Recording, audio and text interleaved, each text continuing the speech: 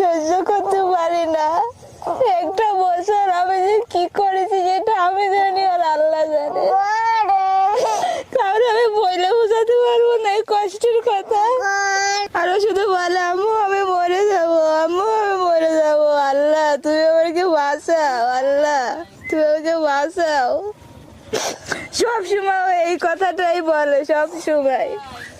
একটা মা তার সন্তানের জন্য ভিক্ষা যাচ্ছে, আর পেটটার দিকে তাকালে যেন কি কষ্ট লাগে, যেন এত ছোট বাচ্চা, পেটটা তো এখন একটু ফুলো কমিছে, মনে হচ্ছিল কিছুদিন পরে ফাইটে যাবে, বাস্ট হয়ে যাবে পেটটা।